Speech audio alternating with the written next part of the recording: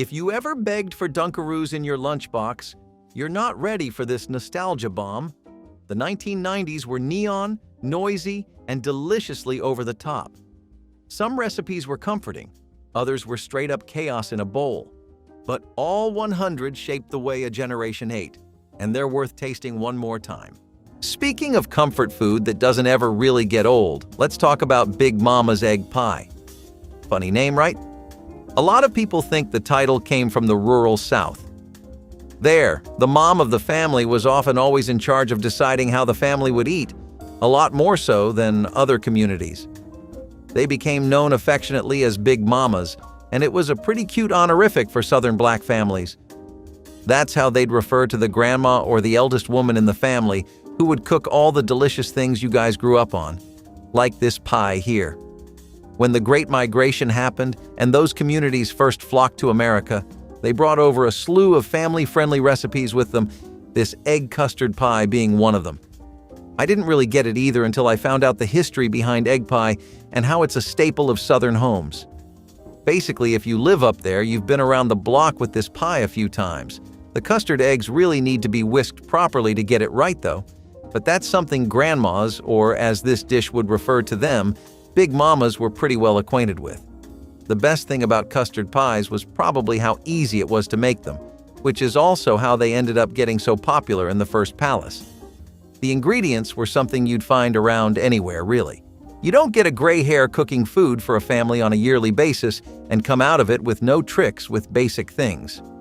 What if I told all you crab rangoon fans out there that for the days where you don't feel like going out and ordering the whole thing, there was always crab rangoon dip? A forgotten and lost artifact, this recipe is actually one of the nicest things fusion food ever did for us. The idea of mixing Chinese and American cuisines together has always been something of divine intervention to me, but things like this really prove me right. Crab rangoon dip was also a big turning point for Americans. So far, most of our people had held our dips pretty close to our chests. How many of you can say you really switch it up with yours? Lots of people back then just didn't know anything beyond ranch, ketchup, and barbecue sauce. Crab rangoon dip switched things up by taking cream cheese, crab, and garlic and making a real thing out of it. Even today, it's not exactly what I'd call completely irrelevant, but it's rarely made now for sure. It falls into the broader spectrum of Americanized Asian foods that got really popular, but this thing was special, man. It wasn't just a one-hit wonder, it was a statement piece, and the statement was that it wanted to stay long-term. You'd see this at casual dining places, potlucks, and all other sorts of events and celebrations. The 7-layer cake, or rainbow cake, impresses with its vibrant, multicolored appearance. Each of the 7 thin sponge layers dyed a different color and separated by a thin layer of chocolate or jam. Originating from Europe, this cake became popular in American bakeries, especially within Eastern European immigrant communities. The cake's preparation is meticulous, involving the precise measurement and coloring of batter for each layer, followed by careful baking to ensure each layer remains uniformly thin and moist. The 1980s saw advancements in food dye quality, which offered brighter, more fade-resistant colors, making the layers visually striking without affecting the flavor. The fillings between the layers also evolved during this time, with variations including apricot, raspberry, and even mint jams becoming popular. Cornish game hen, a petite and elegant poultry choice, typically weighs no more than 2 pounds and is ideal for serving as an individual portion, making it perfect for an upscale dinner. These hens are usually roasted whole, seasoned lightly with herbs like thyme and sage, and basted in butter to achieve a crispy, golden skin while keeping the meat juicy and tender. The cavity may be stuffed with a flavorful blend of breadcrumbs, chopped vegetables, and herbs, enriching the meat during cooking. The cooking process often involves high-temperature roasting to crisp the skin, followed by a resting period before serving to ensure the meat remains moist. Serving Cornish game hens on a bed of wild rice or alongside roasted vegetables allows their delicate flavors to shine, making them a favored choice for intimate dining and special occasions due to their ideal portion size and visually appealing presentation. Tables by the early 20th century, Cabbage rolls became a meaningful dish among families, often prepared for large gatherings and special events due to their somewhat labor-intensive preparation. The recipe's ability to be made in large batches and stored for later use made it practical for both festive occasions and efficient home cooking, bridging the gap between tradition and convenience in the American culinary repertoire. This festive dish, emerging in American culinary circles in the mid-20th century, cleverly combines the contrasting flavors of sweet pineapple and savory cheese. The pineapple cheese ball consists of cream cheese enriched with finely chopped pineapple, green peppers, and sometimes added ham or pecans, rolled into a ball and coated with crushed nuts. The dish captures the post-war American enthusiasm for novel flavor combinations and party foods that could double as conversation starters. Its popularity at social events can be attributed to both its taste and its decorative appearance, which made it a visually appealing centerpiece on buffet tables.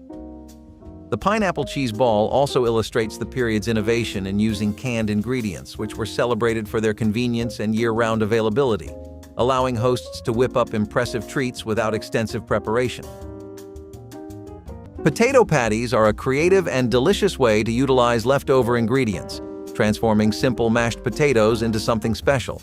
Mixed with eggs and a little flour to help bind them, seasoned with salt, pepper, and often additional flavors like finely chopped onions or herbs, these patties are then shaped into rounds.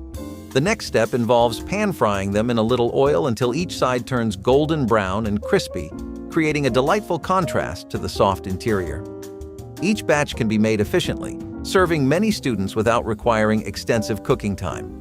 They can be featured as a vegetarian entree or a side dish, complemented by various dips and sauces that enhance their flavor. This versatility makes them an invaluable addition to the school menu. So, resourcefulness is the name of the game. And while you might think you're good, you're not Italian-American making spaghetti frittata out of leftovers good. Not just yet. Really, that's okay. It takes a long, tenured career in the kitchen to get to that level. Spaghetti frittata was something that did have a bit of a skill barrier, but it wasn't that big that you couldn't make it if you didn't have some super secret cooking knowledge passed down generations of Italian chefs.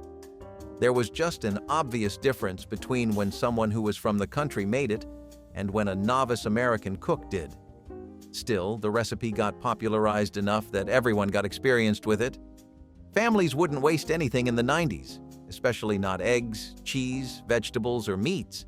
And spaghetti frittata made amazing use of all of these, all on a skillet or a stovetop. Finally, we are back to the future, or present. I am confusing myself with this. With these 7 recipes, we'll show that you can eat healthy and on a budget. Firstly, we have a vegetable stir-fry. For those of you, like myself, who didn't know what stir-fry was, it is a Chinese cooking technique in which ingredients are fried in a small amount of very hot oil while being stirred in a wok. This dish is for all of you veggie lovers out there. The ingredients are frozen mixed vegetables like carrots, baby corn, mushrooms, broccoli, snow peas, and bell peppers, soy sauce, garlic, onions, rice, or noodles. Pretty standard and simple, plus healthy. You can add even more veggies if you like, and you can play with the spice selection. At the end of the day, that is the beauty of cooking. For the sauce you need soy sauce, garlic cloves, brown sugar, sesame oil, and chicken broth. Of course, all of these are optional since some can be pricey, but any spice you have in your kitchen will do just fine. Another item on this list is head cheese.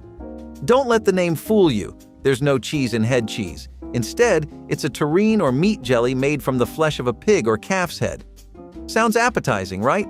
Variations of head cheese exist throughout Europe and elsewhere, with differences in preparation and ingredients. A version pickled with vinegar is known as souse. Head cheese was a way to use every part of the animal, especially during times when food was scarce. It's a dish that's rich in flavor and history, but not exactly a crowd pleaser in modern times. While you might still find it in some specialty delis, it's not the kind of thing you'd bring to a potluck without a disclaimer. In the 1990s, before flavored tobacco came under national scrutiny, clove cigarettes were seen as a countercultural badge, exotic, aromatic, and often mistaken for harmless alternatives to standard smokes. Imported primarily from Indonesia and sold under names like Jarum, these unfiltered clove cigarettes blended tobacco with ground cloves and a sweet, sometimes candy-like flavoring. The scent was unmistakable, part incense, part spice rack, and the experience was marketed as smoother, trendier, and somehow more artistic than lighting up a Marlboro. Despite being cigarettes in every sense, their packaging and flavor often appealed to younger consumers. Some retailers even shelved them near novelty items or incense, giving off an illusion of safety or at least ambiguity. They required no preparation, just strike a match, and were typically consumed by puff rather than inhalation, though that distinction rarely stuck. Health agencies began to raise alarms about their chemical composition. Not only did they still contain nicotine and tar, but the clove oil also numbed the throat, which could mask the body's natural reaction to smoke inhalation. In 2009, the Family Smoking Prevention and Tobacco Control Act banned flavored cigarettes, including clove, on the grounds that they appealed disproportionately to youth. Baseball cards, slap bracelets. Speaking of something right out of Great Britain that got a lot of traction in Uncle Sam's backyard, Nanny's Newfoundland tea biscuits are a mouthful to say, but something that'll keep your taste buds very satisfied around breakfast time. They shine the best when served with molasses, peanut butter, or strawberry and raspberry jam, and they're really popular in North America and New England. The best part of this dish is how quickly you're able to make it and how you can enjoy it with your afternoon tea. This is a wonderful culinary tradition, and a lot of people have kept it going by serving it up at parties and high teas. Mediterranean nachos are probably the most contrasting thing I could put next to Thai curry pizza.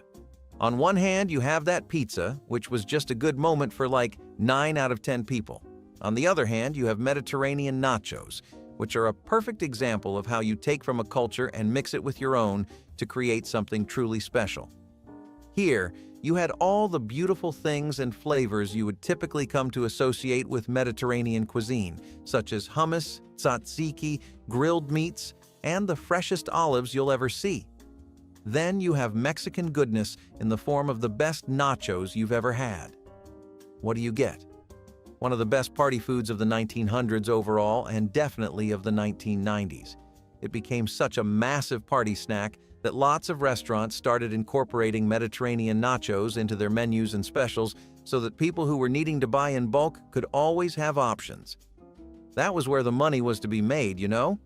Plus, since it was definitely the in thing to do, lots of contemporary places gave it a fair bit of spotlight too. Bread pudding traditionally utilizes stale bread, milk, eggs, sugar, and spices like cinnamon or nutmeg, transforming basic leftovers into a sumptuous dessert. The custard base is created by whisking together eggs and sugar, to which milk or cream is added, along with vanilla for flavor. The stale bread is soaked in this mixture until it becomes saturated, then baked until the custard sets and the top turns golden. Originating from 11th century Europe as a means to use up stale bread, the dish evolved significantly by the 1980s, incorporating richer ingredients like brioche or challah. During this period, culinary enthusiasts began adding luxury elements such as chocolate chips, bourbon-soaked raisins, or layers of fresh fruit like apples or pears to enhance the flavor profile. Moreover, the introduction of double cream in the custard mixture became popular for its ability to add a velvety richness, contrasting beautifully with the crispy caramelized top that becomes a highlight of the well-baked surface. Chicken Marengo holds a storied place in culinary history, famously prepared for Napoleon after the Battle of Marengo. This dish encapsulates the essence of victorious improvisation using local ingredients available at the time. Chicken Marengo starts with chicken pieces sautéed in olive oil, braised with onions, garlic, and tomatoes, enriched by a splash of white wine that deglazes the pan, forming a robust sauce. Later additions often include mushrooms, and traditionally, it was garnished with fried eggs and crayfish, though these are less common today.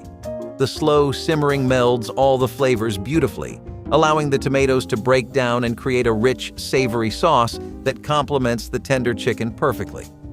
This dish exemplifies French provincial cooking, utilizing straightforward techniques and local ingredients to produce a dish rich in history and flavor.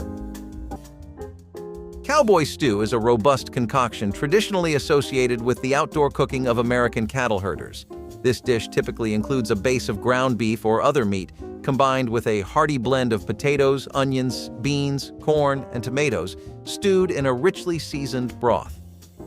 The stew's origins are rooted in the practical needs of cowboys during cattle drives across the American West, requiring meals that could be cooked in a single pot over an open fire. Cowboy stew's durability and popularity among outdoor workers underscore its role in the folklore of the American frontier. The recipe's evolution over time incorporated local and available ingredients, showcasing the stew's flexibility and the improvisational skills of those who made it. Creamed spinach in school cafeterias combines nutritional value with palatable presentation, making it a favored vegetable dish among students. The preparation starts with fresh or frozen spinach, which is thoroughly washed and then cooked down until it wilts. A creamy sauce made from a blend of milk, flour, and butter is prepared separately, seasoned with a hint of nutmeg or garlic to enrich the flavor profile. The spinach is then incorporated into the sauce, which gently coats the leaves, creating a smooth and appealing texture. This dish not only adds a vibrant color to the plate, but also increases the intake of greens in students' diets, providing essential nutrients like iron, vitamin A, and calcium. The combination of creamy texture and mild flavors often helps to introduce and encourage a preference for vegetables among younger children, supporting school nutrition programs in their goal to foster healthier eating habits. Ritz cracker meat pies were basically just your average meat pie affair, but with Ritz crackers thrown on top. Not really too inspiring, I know, but hey, it worked. Why do you think people resorted to something this simple? A lot of the time, it was less about the flavor, the texture, and what it was adding to the dish, and it was more about the fact that something new was being thrown in at all. The thing about sticking to a budget is that you really can't step out of it. You can't get a sweet little treat for yourself. You can't spend extra on white sugar instead of brown sugar. You can't afford that extra bit of flour, or that fancy cheese, or the wine. Never the wine. Regardless, sticking to a budget means suppressing your heart every day, because at the end of each and every 24 hours, you just need the money more. You might be happy in the moment when you cave into the impulse and get the thing you have your eyes set on, but when you're in bed worrying about your finances, you'll regret it. Ritz crackers, on the other hand, were literally just for a few cents. What harm could that cause? What could it do? Not only did it work as a breakfast option with toast or tea, but it also worked amazingly as a substitute for breadcrumbs. On meat pies, it was something that helped give them a crispier crust and edge, which honestly made a world of difference to people who were deeply bored of meat pies by the 90s. Moving on to something a bit more slimy. Spam, spiced ham. Spam was first found on the shelves in 1937 and quickly gained popularity since it was convenient for American forces to eat on the front lines. The ingredients for this semi-revolting so-called meat were pork shoulder, ham, salt, water, sugar, and sodium nitrate. You may be wondering, what exactly is sodium nitrate? Here's an interesting, or perhaps alarming, fact. Sodium nitrate allowed this product to be stored without refrigeration. Yes, you heard me right, a meat product that doesn't require refrigeration. It was, however, the perfect solution for families that couldn't afford a fridge. We couldn't possibly imagine a life without a fridge. It is simply a necessity. But not so long ago in the 1950s, that wasn't the case for many families across the U.S. Potted huff is a dish made from the meat of the shin of a cow or pig, cooked and pressed into a pot with its own jelly-like juices. It's similar to head cheese but focuses on a specific part of the animal. This dish was often seasoned and served cold, sliced up with bread or pickles. Back in the day, potted hoof was a way to make use of tougher cuts of meat that needed slow cooking to become tender. It was a popular dish among working-class families in the UK and the US, providing a hearty, protein-rich meal. Nowadays, potted hoof has largely disappeared from the culinary scene, replaced by more refined meat products. It's a dish that hasn't stood the test of time, but it still offers a glimpse into the resourceful cooking of past generations. Tucked beside a scoop of canned corn and a chocolate milk carton, few school lunch items sparked more debate than the humble rectangle of cafeteria pizza. In the 1990s, this cheesy slab didn't just count as a main course, it occasionally doubled as a vegetable. That's because under USDA nutritional guidelines at the time, a few tablespoons of tomato paste could technically qualify as a vegetable serving. And since pizza had sauce, well, mission accomplished. These frozen pizzas were mass-produced, reheated in bulk, and served daily in schools across the country. They were inexpensive, easy to portion, and, perhaps most critically, students actually ate them. In districts with tight budgets and rising demands for calorie-rich meals, it was seen as a practical win. But nutrition experts didn't agree.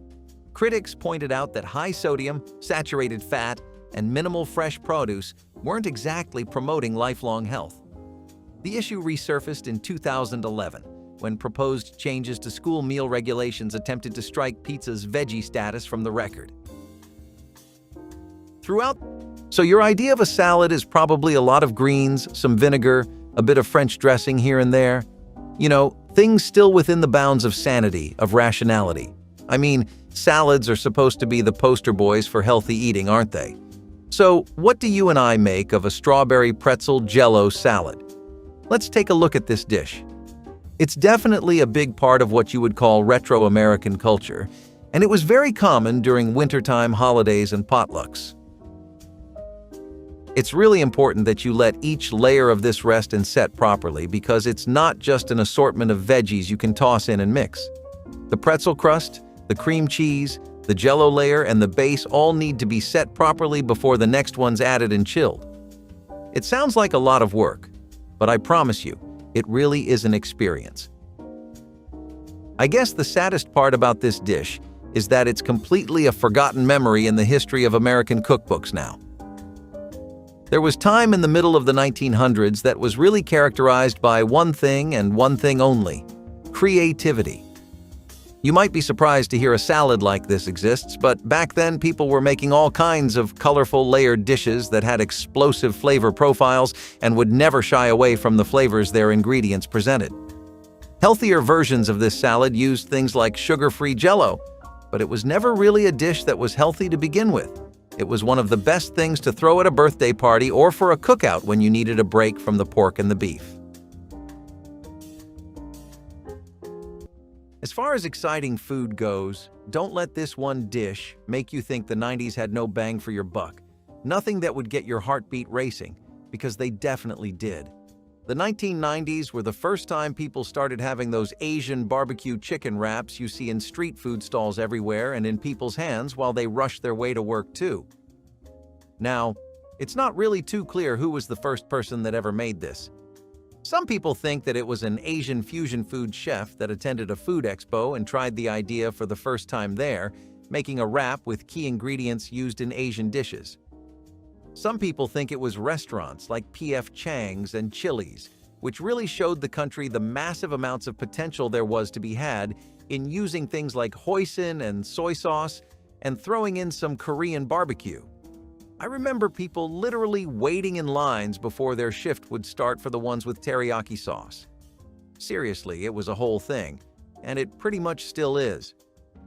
Fusion food makes up a massive part of the culinary makeup of America today, and the 1990s were one of the most important decades for it.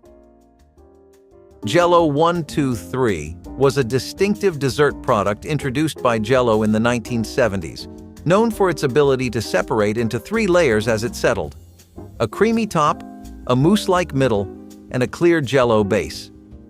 This stratification was made possible by a specific mixture of gelatin and other stabilizers that orchestrated the layer formation during cooling, requiring no extra effort from the consumer. During the 1980s, Jell-O 1, 2, 3 was promoted as a playful and modern dessert choice, aligning with the decade's appreciation for easy and innovative foods. The range of available flavors encouraged consumers to mix and match colors and tastes, securing its status as a favored option for both family meals and informal gatherings. The success of this product underscored Jell-O's dedication to exploring the potential of gelatin, demonstrating its ongoing role as a dynamic component in dessert making. Presentation. Lamb shanks epitomize the rich flavors and tender textures celebrated in Mediterranean and Middle Eastern cuisines. Prized for their gelatin-rich connective tissue, lamb shanks transform through slow cooking into melt-in-your-mouth tenderness. The preparation starts with searing the shanks to a golden brown, locking in flavors through caramelization, then braising them slowly in a mix of wine, stock, and aromatics like onions, carrots, and celery, enhanced with herbs such as rosemary and thyme. This method not only tenderizes the meat, but also infuses it with a robust blend of flavors. Typically, the dish is finished with a sprinkle of gremolata, adding a fresh burst of lemon, garlic, and parsley that cuts through the richness. The braised liquid serves as a deeply flavored sauce, reduced to intensify its taste, complementing the richness of the lamb with a perfect balance of flavors. Salad's popularity also coincided with a growing interest in more casual dining experiences at home, where families and friends could interact in more relaxed settings. Bacon cheddar potato skins epitomize the fusion of simple ingredients into a beloved American bar snack. This dish, which emerged prominently in the culinary scene during the 1970s, utilizes russet potatoes known for their thick skin and starchy content, making them ideal for baking and frying. The preparation involves halving the potatoes and scooping out most of the flesh, leaving about a 1/4 inch attached to the skin. The hollowed-out skins are then baked or deep-fried until crisp and golden. Once crisped, these skins are stuffed with generous amounts of sharp cheddar cheese and crisp, crumbled bacon. The cheddar is chosen for its melting properties and strong flavor, which pairs well with the smoky bacon. The filled skins are then returned to the oven until the cheese melts into a bubbly, golden pool. The dish's widespread popularity helped elevate the status of the potato from a simple side dish to a featured player in the culinary world. Lunchables, peanut butter and jelly bars, take the quintessential American sandwich and transform it into a dessert format that is both nostalgic and delicious. This treat is prepared by layering a base of crumbly, buttery dough in a baking dish, spreading a generous amount of peanut butter and then jelly over the base, and topping it with more of the crumbly dough. The bars are then baked until the topping is lightly browned, resulting in a dessert that is rich in flavor and has a satisfying texture contrast between the soft filling and the crunchy topping. These bars incorporate the familiar flavors of peanut butter and jelly in a form that is easy to distribute and consume, making them an excellent addition to school lunch menus. Peanut butter and jelly bars not only provide a source of energy, but also bring a sense of comfort and nostalgia to the dining hall. Okonomiyaki was something that for the longest time, a lot of people considered Japan's grilled pizza. It was a dish that was arguably the epitome of Japanese tradition and American convenience. And I know I said that about Spam musubi too, but hey, bringing Eastern flavors without all the fine-tuning and hassle is a big part of what makes Japanese American cuisine. Cabbage and batter were the primary fillings, and the batter was just a mix of flour, water, and eggs, both of which were really affordable and easy to get. They would also keep you healthy, so there was a big plus side for this dish. Okonomiyaki was something that had a lot of add-ins, and depending on where you were, that would be vastly different. You could have scallions, seafood, pork, or even different kinds of meats. Okonomi is a term that means what you have on hand anyway, so it's really on brand. That's why I said this dish is perfect for Japanese American cuisine, because it's inherently something that prioritizes convenience. Salisbury steak is one of the examples of both luxury and budget-friendly meals. The ingredients are ground beef, breadcrumbs, onions, and eggs, simmered into a gravy made from beef broth, onions, and mushrooms. Of course, this dish can be adapted to whatever's available in the kitchen, so if mushrooms are a bit much, leave them out. If mushrooms have zero haters, I'm out. But personal opinions aside, this dish sounds like something they would charge at least a couple $100s in restaurants at today's prices. Now, this dish isn't really all American. It can be found in some Eastern European countries as well, and that is stuffed bell peppers. Oh, to be a child again and in Grandma's kitchen smelling those beautiful bell peppers. But I digress. Stuffed bell peppers were, and still are, affordable and versatile, and brought a touch of elegance to the dinner table. They are the perfect dish for maximizing nutrition and utilizing limited sources. The stuffing consists of ground meat such as pork, beef, or the combination of the two, rice, tomato-based sauce, and spices. Plus, you can add veggies of your preference for more nutritional value. The bell peppers themselves serve as a container for the stuffing, and they also add a sweet taste that nicely complements the savory stuffing. This is a high-protein meal for all of you out there looking for healthy recipes to help you bulk. Now, cracklins, on the other hand, I can get behind. They're basically pork rinds, but with a fancy name. Finally, a normal, delicious meal that doesn't make your nose wrinkle. Cracklins were essentially the popcorn of the pork world. These crispy, crunchy bits were made from frying pieces of pork fat and skin until they puff up and become irresistible little nuggets. In the days when every part of the pig was used, cracklins were a way to make a snack out of what would otherwise be discarded. But here's the catch. These didn't really have a lot of benefits when you ate them. Yeah, nothing really screams healthy about eating deep-fried pieces of pork. Think of them as the porky cousin of potato chips. These days, you're more likely to find them in specialty southern stores than on your local supermarket shelf. Cracklins may not be the healthiest choice, but they're a tasty reminder of a time when people knew how to make the most of what they had. Tucked into custards, cookies, and creams, artificial vanilla was a quiet staple in countless 1990s desserts. But what many didn't know was that some of this flavor came from tonka beans, a fragrant seed native to Central and South America, known for its rich, complex aroma. The compound responsible, coumarin, mimics vanilla with earthy, spiced undertones and was prized for being cheaper than the real thing. Ground tonka beans were occasionally used in boutique food production or imported flavorings, especially in international markets. For a while, it was the secret star behind some unusually aromatic vanilla extracts. Preparation was straightforward. The beans were dried, ground, and used in small quantities. Though the flavor was potent, it only took a dash to elevate a dessert. But therein lay the danger. Coumarin, in higher doses, was found to cause liver damage in animal studies, and the FDA took no chances.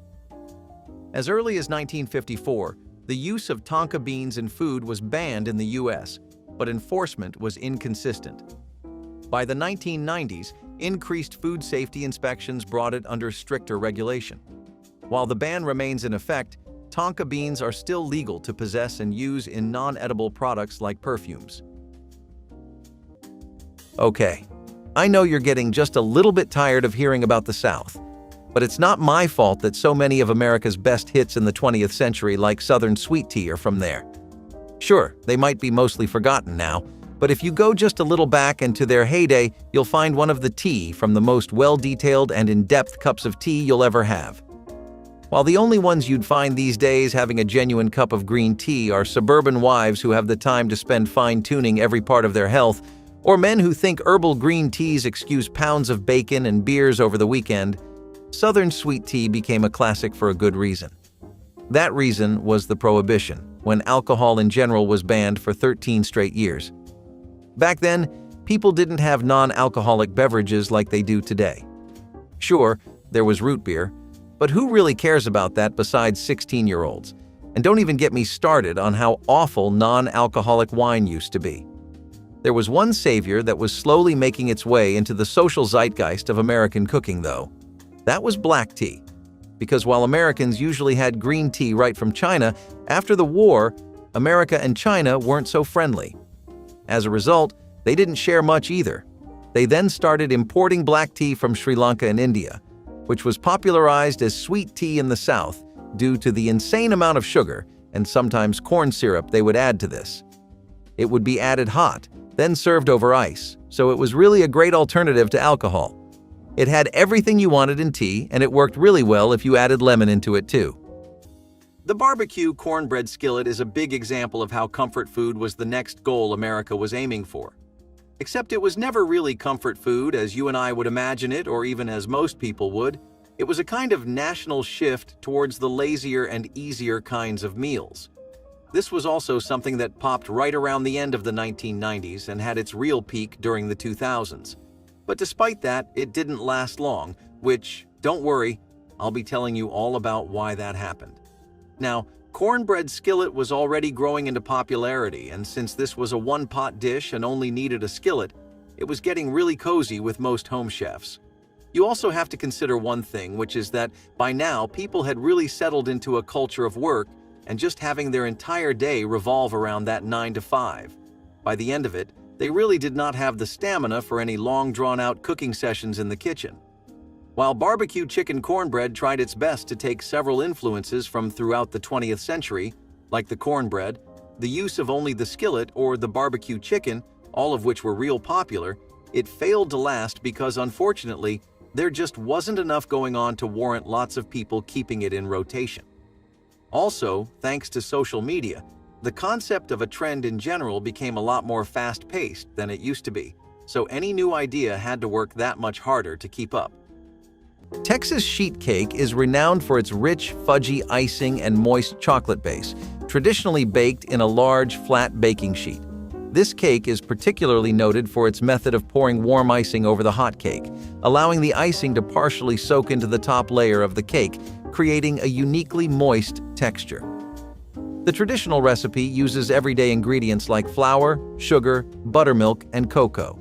But the 1980s saw variations that included adding cinnamon or espresso powder to enhance the chocolate flavor. Additionally, the ease of preparation, often just mixing the wet and dry ingredients together, made it accessible for bakers of all skill levels. The cake's popularity was also supported by the widespread availability of high-quality cocoa powders and vanilla extracts, which were becoming more accessible and affordable. Beef bourguignon is a cornerstone from Burgundy, involving marinated and slow-cooked beef chunks, typically tougher cuts like chuck, bathed in red wine, usually Burgundy, to tenderize the meat over several hours. This hearty stew is fortified with onions, garlic, and carrots, and enhanced with sautéed mushrooms and crisp lardons. Historically, this method likely evolved as a means to tenderize and enrich less desirable cuts of meat. The stew develops a rich, deep umami flavor from the Maillard reaction, which occurs as the beef browns, and the complex flavors intensify as the wine slowly melds with the herbs and vegetables. The slow cooking process not only enriches the stew's flavor, but also fills the kitchen with an inviting aromatic warmth, making beef bourguignon synonymous with comforting, rich French culinary tradition. Introduced during the 1970s in the American broccoli casserole became a beloved dish that cleverly combined the need for convenience with the desire for flavorful meals. This casserole mixes chopped cooked ham and broccoli with a rich cheese sauce, often made creamier with the addition of a condensed soup, which is then topped with breadcrumbs or crushed crackers for texture and baked until golden. This dish exemplifies the era's ingenuity in using readily available, often pre-processed ingredients to create a dish that could serve as a one-pot meal, reducing both preparation time and cleanup. It became particularly favored for its versatility, allowing variations such as substituting chicken for ham or adding different vegetables, thus catering to a range of palates and pantry contents. The casserole's popularity surged as it appeared in magazine spreads and cooking shows, often recommended for its ability to double as a dish suitable for both weeknight family dinners and social gatherings. Sloppy Joes have been a staple in American school cafeterias since their introduction in the mid-20th century. This dish features ground beef or pork that is sautéed with onions and garlic until browned, then simmered in a savory tomato-based sauce seasoned with Worcestershire sauce and other spices. The thick, hearty mixture is then spooned onto soft hamburger buns, creating a filling and flavorful sandwich that is both messy and delightful to eat. The preparation requires minimal kitchen equipment and ingredients that are staples in most school pantries, making it a cost-effective choice for feeding a large number of students. Moreover, the ability to prepare the meat mixture ahead of time and quickly assemble the sandwiches during busy lunch periods enhances its practicality. The familiarity of the flavors, combined with the satisfying nature of the sandwich, ensures that Sloppy Joes remain a cherished option within school meal programs. If you ever wanted to see something that was an honest testament to our potential for culinary creativity during economically stressful times, you need only look at poor man's lasagna, a beloved classic that comes with ingredients you can get from anywhere. This helped families keep themselves afloat while also giving them familiar tastes that they couldn't really have anymore. Like I said, living on a budget is something that you really just can't ever step out of. That also means that a lot of what we call culture and tradition, such as our foods, recipes, ways of life, and hobbies, all of that may become pretty inaccessible or outright impossible. It might just be too expensive, you know? So here, instead of expensive lasagna noodles, most homes use these really raggedy, broken strands of spaghetti or egg noodles, and these would basically be just for a few cents. The cheeses and sauce were also really limited. Normally, you see loads of cheeses with lasagna, but this time around, there was only one or two in a jar of tomato sauce that pretty much was the only thing you could go for when it came to a base. To help bulk the dish, people would often throw in mushrooms, vegetables, or even some layers of bread. It was an attempt at a lasagna, and it often came pretty close, or at least close enough that no one cared about the difference. By now, in the third place, we have potato and cabbage hash. The name speaks for itself. This is an easy-to-prepare dish that consists of potatoes, cabbage, onions, garlic, salt, pepper, and the optional turmeric. Turmeric is what gives this dish its specific golden color. Plus, it has the great health benefit: it reduces inflammation. So for all of you out there with this problem, start adding turmeric to your meals immediately. Once again, potatoes, cabbage, and onions are some of the cheapest foods out there. So this dish doesn't really put a dent in your wallet, and you can add any veggie you have in your kitchen for more flavor. It doesn't require a lot of culinary skills, and it can also be served as a side dish next to some meat. While we're on hardtack, also known as ship's biscuit, is a simple, hard biscuit made from flour and water. It was a staple for sailors, soldiers, and pioneers because it had a long shelf life and was easy to transport. The downside? It was so hard that it could break your teeth if you weren't careful. Hardtack was often soaked in water or soup to soften it up before eating. It wasn't exactly tasty, but it provided the necessary calories to survive long journeys or tough times. Today, hardtack is more of a historical curiosity than a pantry staple. It's the kind of thing you might try once for the experience, but it's not something you'd want to eat regularly. It's a relic of a time when food was more about survival than enjoyment. Bright enough to glow under diner lighting and sweet enough to overpower a cocktail, maraschino cherries were a staple of desserts, drinks, and ice cream sundaes throughout the 1990s. But behind that fire truck red hue was a heavy dose of synthetic dye, often FD and C-Red No. 40, applied in concentrations far exceeding what would be considered acceptable today. Originally preserved in maraschino liqueur, the American version evolved into a completely different product, bleached, brined, sweetened, and dyed into uniform, candy-like perfection. The process involved soaking real cherries in a calcium chloride and sulfur dioxide solution to remove color and flavor, then reintroducing both using high fructose syrup and food dye. The result was a product with visual appeal and shelf stability ideal for mass food service. But in an effort to keep them vivid for months, sometimes years, manufacturers leaned hard on artificial coloring, especially for bulk supply to cafeterias, bakeries, and bars. As consumer awareness about food dyes grew in the early 2000s, studies began linking high levels of certain artificial colors to hyperactivity in children and potential allergic reactions. Blueberry crunches were one of the best bakes you could have for breakfast. If you're a fan of all things berry-related and you want more of that in your diet, then you need to pay attention to this one. Did you know we actually used to eat a lot more berries and stuff as a nation? I mean, cranberries alone made up a lot of Christmas sales because people would go insane for sauces and the like. Strawberries, whenever they were in season, were always something companies needed for Jam's road desserts. By comparison, blueberries have been a bit underrated, but this dish really showcases how well they can work if they're given the chance. This has a bread or oatmeal base, and it's topped with oats, breadcrumbs, or nuts and dried fruit. It's up to you. It's kind of a sweet breakfast casserole. The entire idea of a breakfast casserole is a pretty ancient one, but this is a modern rendition on it comparatively because it only came out in the last century. Man, I can't tell you how many grandmas would spam this dish whenever they'd run out of things to make. It was like an old reliable. You know what I mean? The perfect kind of thing to feed a hungry crowd. Sure, you had your blueberry pancakes and your muffins, but that doesn't have the sheer star power of a casserole. Then there were the ideas people could never really get behind, and in retrospect, it's not hard to figure out why you never hear anything about things like Thai curry pizza anymore. I mean, sure, maybe some niche corner of Chicago or New York really did like this dish and kept it in their rotation. Maybe some Thai household found comfort in it and thought it was a pretty nice try on Thai cuisine. Maybe someone who had nothing to do with either pizza-oriented places or a Thai background just saw it and thought, hey, that's pretty good. Either way, what I can guarantee you is that not enough people thought that way. While pizza was definitely going through changes, and you can see just how big those changes were from this section of the video. This was a step too far for many.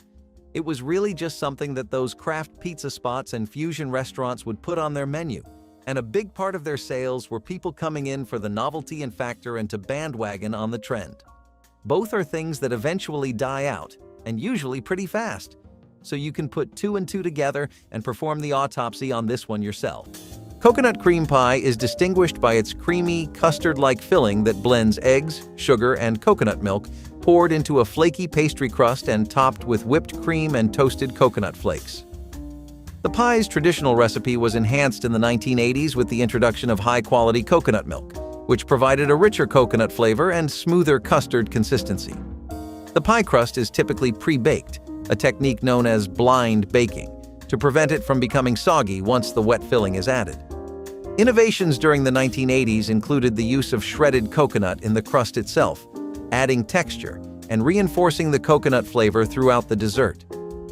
Food science played a role in improving the stability of the whipped cream toppings with the development of longer-lasting, stiffer whipped cream formulations, which kept the pies looking fresher for longer periods.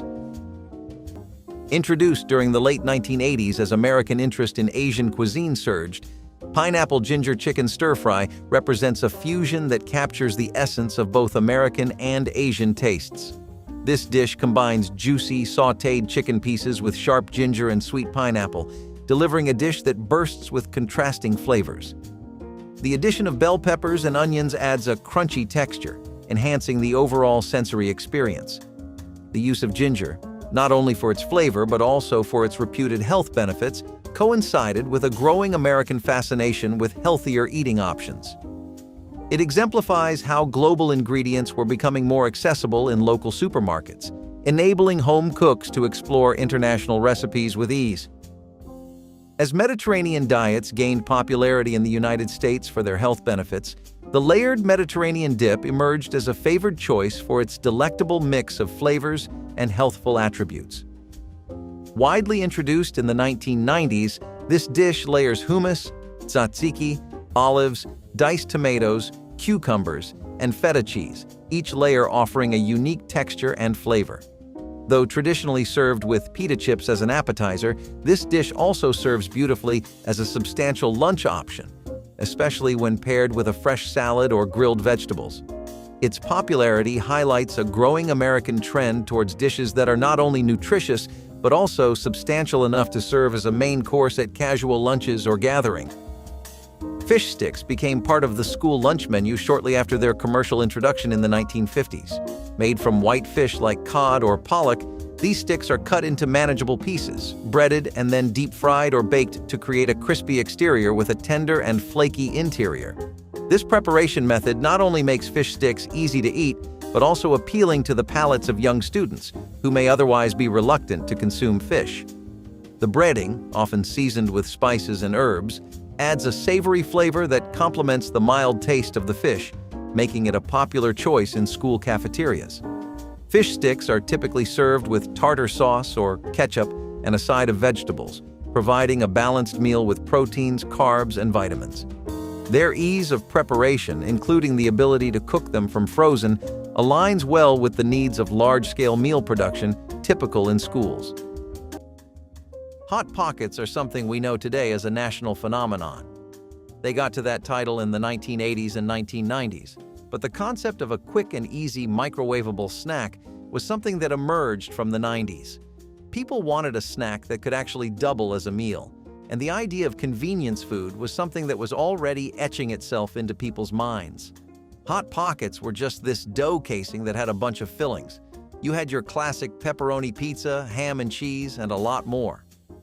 This was a meal that was really popular with high school and college students. The latter pretty much lived exclusively off of these. Convenient, pocket-style foods were a sign of how much the fast-paced lifestyle was what Americans were shifting to. Plus, microwave culture was a big part of that. Eventually, they became a central appliance in almost every kind of home. You had Nestle Hot Pockets, you had Totino's, and so many others that were all competing for who could get a head start because Hot Pockets were a pocket in name only. In reality, they were a veritable gold mine, and these companies wanted to be digging deeper than their competitors. Of course, that meant only good things for the average family and computer science bachelor in the 90s. Moving on to more complex and refined foods, we have beef stroganoff. This dish stems from Russia, but it became widely popular in the US in the 70s. It was budget-friendly, but with rich and deep flavors. It consists of strips of beef sautéed with onions and mushrooms.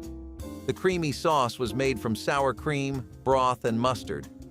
Families bought less expensive meat and still managed to have a nice rich meal without spending a lot of money. The most important thing with beef stroganoff was the preparation. You had to cook the beef quickly over high heat so that it lets out all of its juices. When the meat is cooked, you take it out of the pan and pour the broth into the pan so it collects all of the leftover juices and bits. Then you sauté the mushrooms and onions in that same pan. I don't know about you, but my mouth just started watering. The sauce could be thickened with flour and butter, which made it more creamy. And in the end, the cherry on top, or in this case, the cream on top, the sour cream is added. And there you go, a meal that would nowadays cost you hundreds of dollars, euros, in restaurants, made on a budget. How many have we got so far? 10? 12? Oh. Hoppin' John is a southern classic made with black-eyed peas, rice, and pork, often flavored with onions, garlic, and spices. This dish was traditionally eaten on New Year's Day for good luck and prosperity, with the peas representing coins and the greens often served alongside representing dollars. Some recipes use ham hock, fatback, country sausage, or smoked turkey parts instead of bacon. A few use green peppers or vinegar and spices. Hoppin' John was a hearty, comforting dish that's perfect for feeding a crowd on a budget. It was a one-pot wonder that brings together simple ingredients in a delicious way. However, despite its tasty credentials, Hoppin' John hasn't quite made it to the top of the culinary charts. It's a dish steeped in tradition, but not one that has a big presence in today's trendy food scene. That said, it's still a beloved dish in the South and a tasty way to start the new year. Vacuum sealing machines became common and dehydrators came with built-in safety timers. Home-packaged jerky in the 1990s was often made with little more than a conventional oven, some marinade, and a generous amount of guesswork. Whether sold at flea markets, roadside stands, or packed in lunchboxes, this homemade snack was a hit with hunters, hikers, and anyone seeking portable protein. What it often lacked, however, was any adherence to preservation standards, leaving it susceptible to bacteria like Salmonella and E. coli. Jerky preparation typically began with raw meat sliced thin, soaked in a salt-heavy or spiced marinade, and then dried, sometimes for hours, sometimes overnight, depending on the maker's method. But drying alone isn't enough. Without reaching and maintaining safe internal temperatures, pathogens could survive the process. And in many homemade batches, refrigeration was skipped altogether under the assumption that jerky was naturally preserved. As foodborne illness tracking improved in the late 90s, cases linked to improperly handled jerky led health officials to sound the alarm. Your grandma's gingerbread pancakes were a very special type of spiced pancake that had flavors like ginger and cinnamon, plus molasses too. You could think of it as like a spicier pancake or gingerbread, though gingerbreads themselves have been around for ages, with popular meals like gingerbread houses being the pride and joy of both cooks and kazid across many countries, especially the USA. This fusion of both gingerbreads and pancakes happened as a result of fusion food culture in the 1930s to 1970s. People loved to mix and match pre-existing dishes to create wacky combos, and sometimes you got pizza burgers, which weren't really that much of a hit, and sometimes you got gingerbread pancakes. It was like Russian roulette, but with food, and despite how these only came around in the middle of the 1950s, they really held their own. It became something that families could enjoy on a budget because it really didn't take anything. But it was a recipe that was in its glory days during the start of the 19th century. That's why only grandmas and the like remembered it.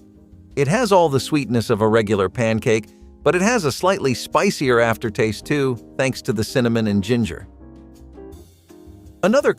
I can't exactly tell you where we started the entire trend of chicken pot pie dumplings, but I can tell you that people were reinventing all kinds of different comfort foods, and well, nothing says comfort like dumplings.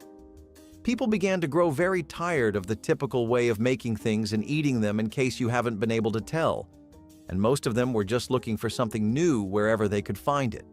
These reinventions were America's way of trying out new things and finding its footing in a world that was moving more and more towards globalization and an America that was becoming more and more diverse. Towards the end of the 90s, when the internet started to really take off, you started to see this dish in food blogs and even TV commercials too. Then there were all the different kinds of food trucks you could come across, which would often specialize in Asian American fusion food, and chicken pot pie dumplings were exactly that. It was pretty much just your standard dumpling but with a pot pie filling, so you got two tastes in one amply soft dumpling. A win-win for everybody, and hey, they were dirt cheap at most places back then. Lord Baltimore cake, a counterpart to the more famous Lady Baltimore cake, features layers of yellow cake filled with a rich mixture of crushed nuts, dried fruits, and sometimes rum or brandy. This cake was particularly noted for its fruity, boozy filling, which set it apart as a more robust option compared to its delicate counterpart. Originating from the southern United States, its preparation involves creating a moist, buttery yellow cake base, which is then layered with the fruit and nut mixture. The 1980s brought innovations such as using macerated fruits in the filling, enhancing the moisture and flavor of the cake, and introducing different types of nuts for a varied texture. This dessert was often covered with a simple glaze or a light frosting, which was sometimes flavored with citrus to cut through the richness of the filling. Tornados Rossini is an indulgent reflection of haute cuisine, named after the gourmet aficionado and renowned composer Gioacchino Rossini. Crafted by the legendary chef Auguste Escoffier in Paris, this dish features a medallion of beef tenderloin, cooked in butter and crowned with a slice of sumptuous foie gras. Resting on a crouton that soaks up the juices, the tornados is lavished with a rich Madeira demi-glace that's infused with truffles and finished with butter, then garnished with fresh truffle slices. The preparation of this dish demands precision. The beef tenderloin seared to perfection, the foie gras just melting, and the sauce richly coating each component. Tornados Rossini not only showcases the luxury of its ingredients, but also the skill in combining them to deliver a dish that is as opulent in taste as it is in history. Were launched in 1988 by Oscar Mayer, a brand owned by Kraft Foods, aimed at simplifying school lunch preparation for busy parents while appealing to children with fun, customizable options. Originally conceived during a company brainstorming session, the idea was to create a product that could use the brand's existing meat products in a novel way. The initial Lunchables kit featured crackers, processed cheese, and sliced meats, and could be assembled into miniature sandwiches, mimicking the action of building with blocks, which resonated well with children. Over the years, Lunchables expanded to include various themes like pizzas and tacos. The marketing campaigns for Lunchables focused heavily on fun and convenience, successfully capturing the interest of both parents and children. The packaging also evolved from simple plastic trays to more vibrant and engaging designs that featured games and trivia, enhancing the appeal. These kits not only changed the way food is packaged, but also influenced children's lunch habits by providing a fun and interactive way to enjoy their midday meal.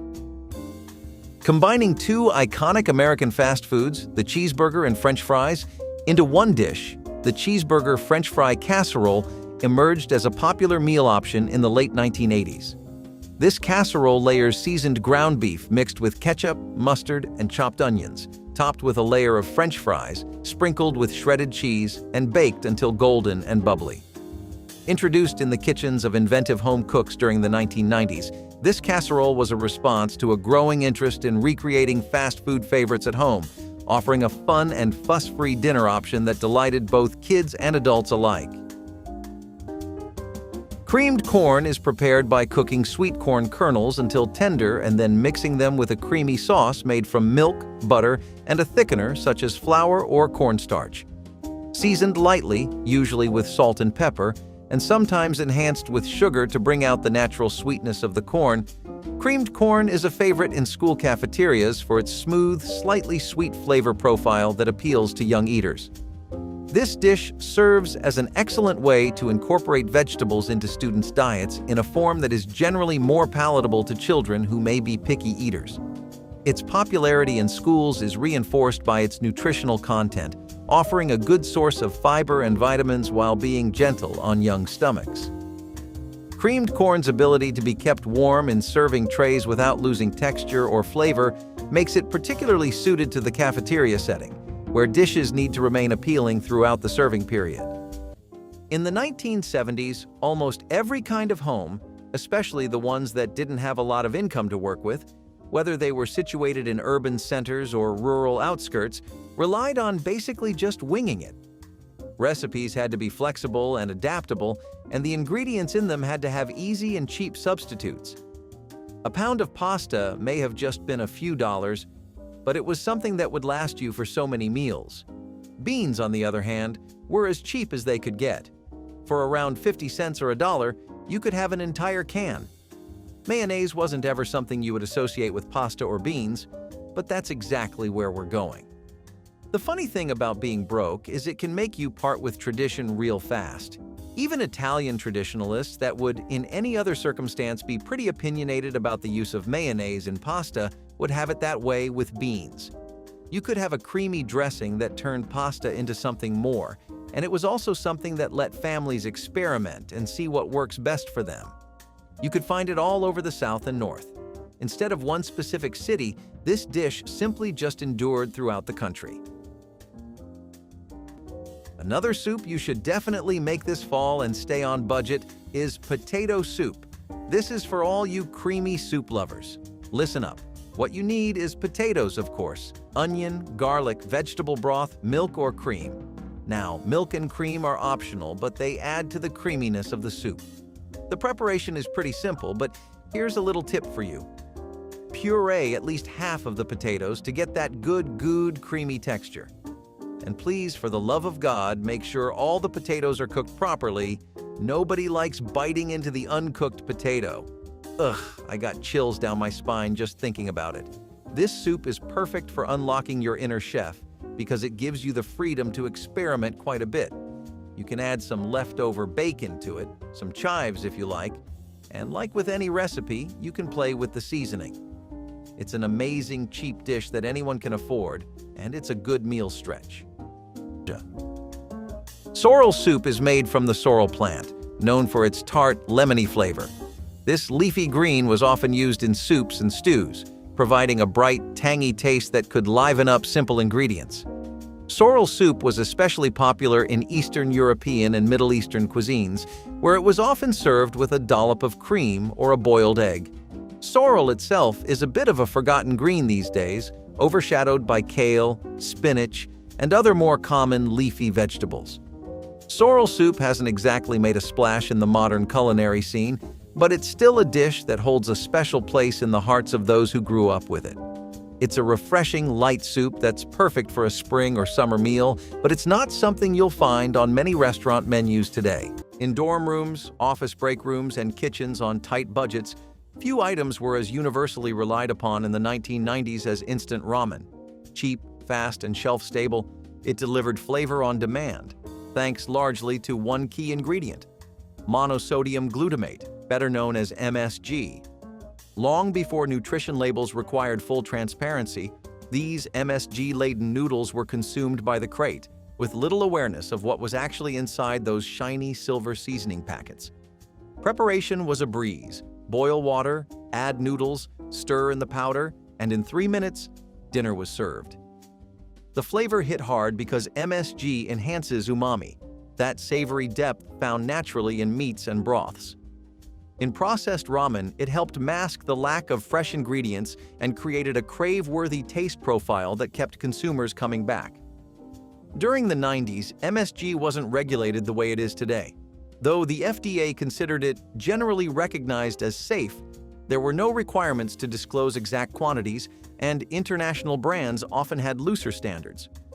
Today, MSG is still used, but it's usually disclosed, often minimized, and occasionally swapped out for yeast extract or other enhancers. Sausage balls are actually something that you can vibe with a lot easier. It's also yet another thing that we got as a result of the war and how it handled food throughout the nation. I don't think the government ever saw this kind of culinary innovation coming when they decided to go all in on rationing things and making canned food popular, but you never know what goes on in the mind of a good chef. Kind of a testament to human creativity, right? You don't have to give all the credit to them, though. General Mills also helped out a lot here. They're the ones that made Bisquick, which was this 1931 mix of baking powder, shortening, and flour. It helped in a lot of dishes, but for sausage balls, it was a key player. Though it's not the shape you're used to seeing them in, it's still the same old friend that's gotten you through several awful evening shifts and long dreaded days at university. Anyone knows that the place of sausages in American culture, whether we're talking about getting a hot dog off a street stall or prepping a proper dog on the grill at home, it's something that a lot of citizens just consider a thing you know and do. Sausage balls were a way to keep the momentum for sausages going, as everything could use variation once in a while. You take Bisquick, which gives a ready-made mix and gives a solid base for the sausage balls, and cheese, which holds the shape together and gives it that comfort factor. A lot of this fusion food craze actually extended to dishes that had become pretty much culturally ingrained into American DNA, like pizza.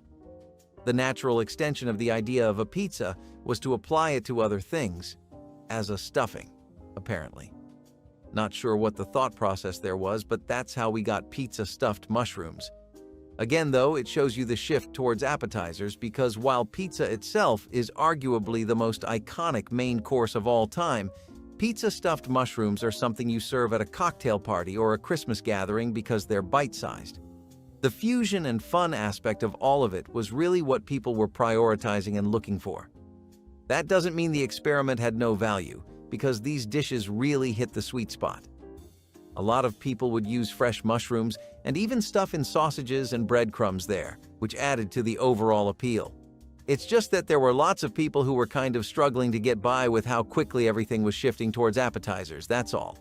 I mean, on the other hand, you had more options for starters than ever before, but also on the other hand, it became more and more socially expected to have these kinds of things, so you had less room to make what you really wanted. One thing, lemon meringue pie is a classic American dessert consisting of a crisp pastry shell filled with rich lemon custard and topped with a fluffy toasted meringue. The pie's origins can be traced back to the 19th century, but it was in the 1980s that its preparation saw significant refinement. Key to the pie's structure is the stability of the meringue, which in the 1980s benefited greatly from advancements in oven technology that allowed for more precise temperature control, crucial for achieving the perfect meringue. Food science innovations during this time also introduced more reliable cornstarch-based thickeners, which ensured the lemon filling was consistently firm and glossy. Another significant enhancement was the development of more durable and decorative pie dishes that went directly from oven to table, which helped maintain the aesthetic quality of the pie. Coq au vin stands out as a rich, soul-warming dish that is achieved through a slow cooking process that melds the flavors of chicken and wine thoroughly. Traditionally used to soften tough roosters, Modern recipes often utilize chicken, marinated, and then braised in wine, typically red, along with mushrooms, onions, garlic, and a bouquet garni.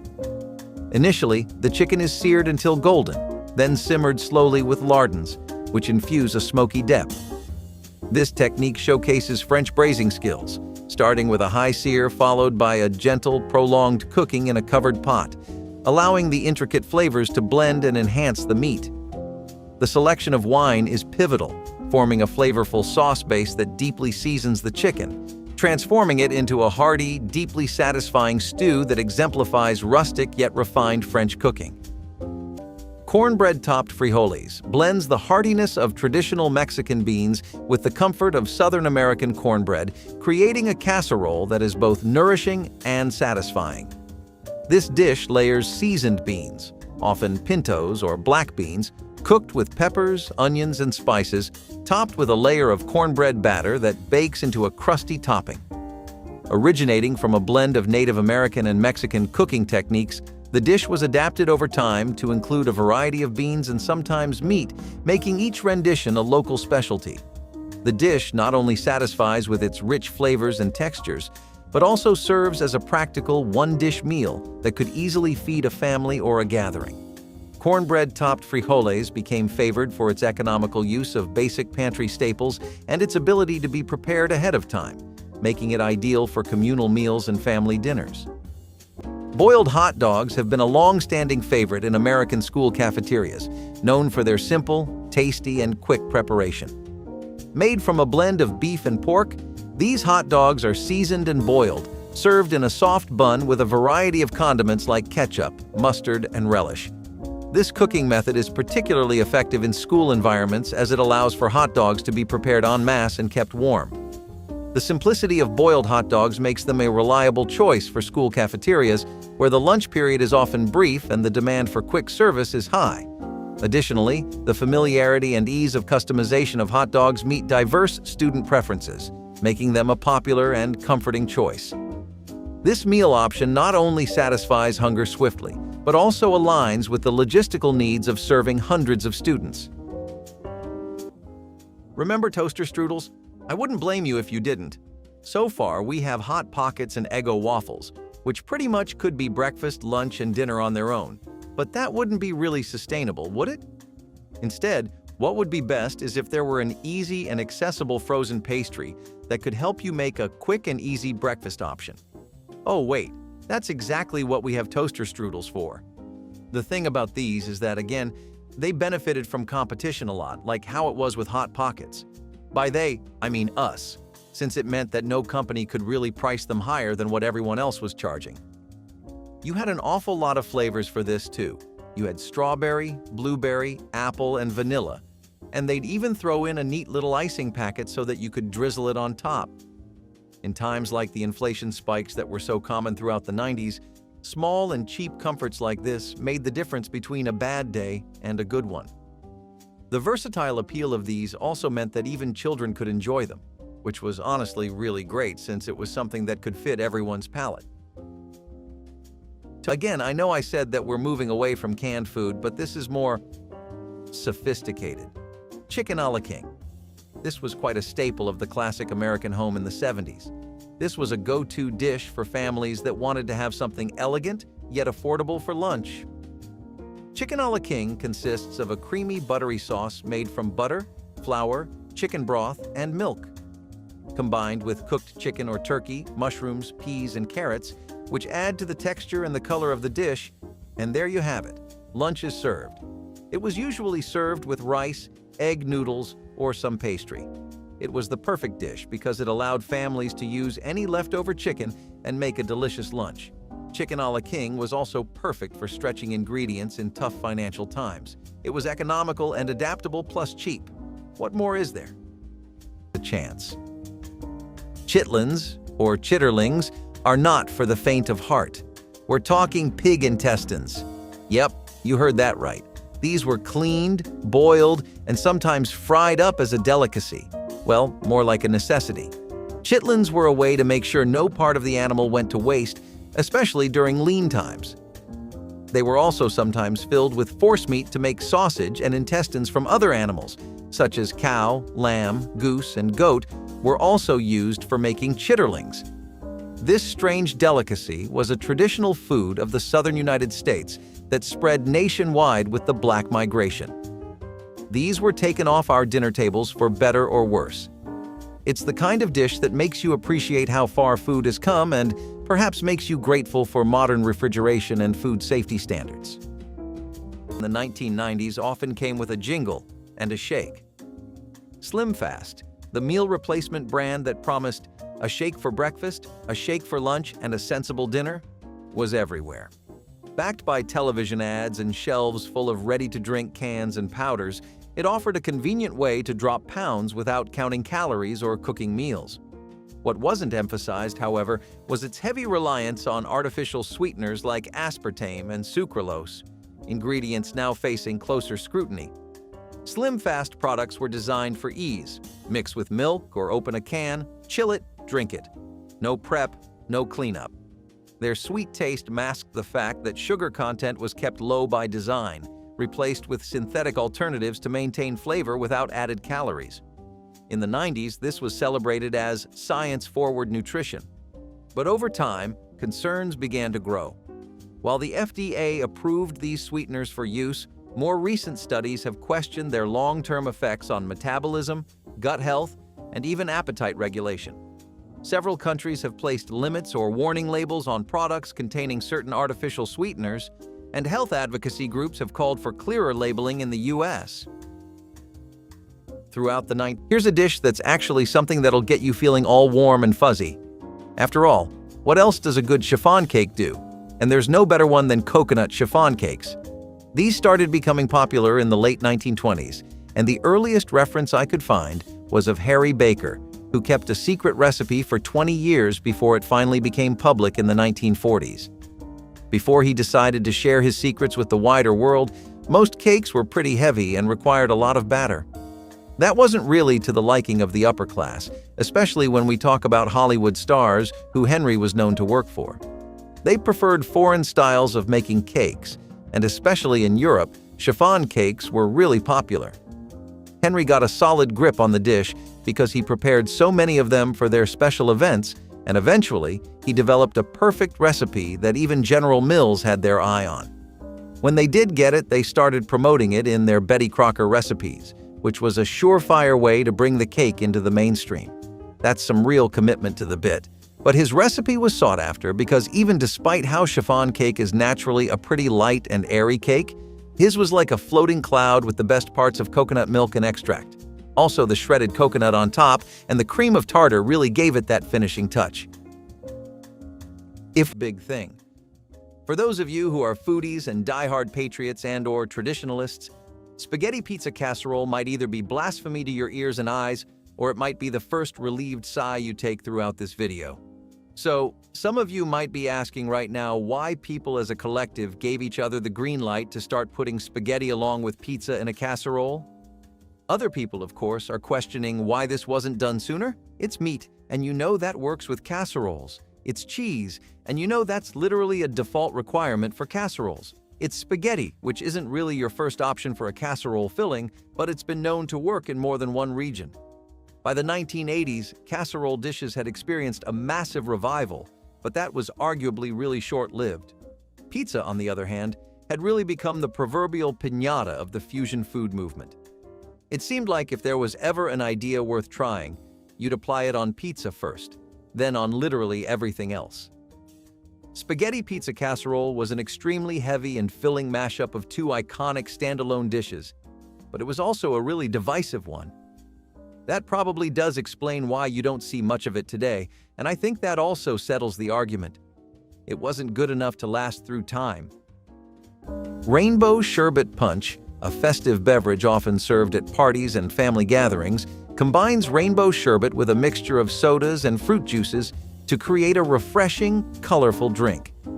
Typically, this punch includes layers of lime, orange, and raspberry sherbet scooped into a large punch bowl, then poured over with a blend of ginger ale, lemon lime soda, and various fruit juices such as orange or pineapple. This dessert beverage gained particular popularity in the 1980s during children's birthday parties and casual family events for its visual appeal. The use of different types of sherbet and a variety of sodas allowed for endless customization based on personal preference or party themes. The 1980s also saw the introduction of more exotic sherbet flavors, such as mango or passion fruit, which offered new possibilities for creating unique punch variations. Oysters Rockefeller consists of succulent oysters on the half shell, topped with a rich buttery mixture of finely chopped herbs and breadcrumbs, then baked or broiled until golden. Originating in 1899 at Antoine's in New Orleans, one of America's historic restaurants, the dish's exact recipe remains a secret but typically includes spinach, celery, and sometimes an anise-flavored liqueur, creating a luxurious topping. The oysters are gently poached in their shells to retain moisture, then crowned with this seasoned blend.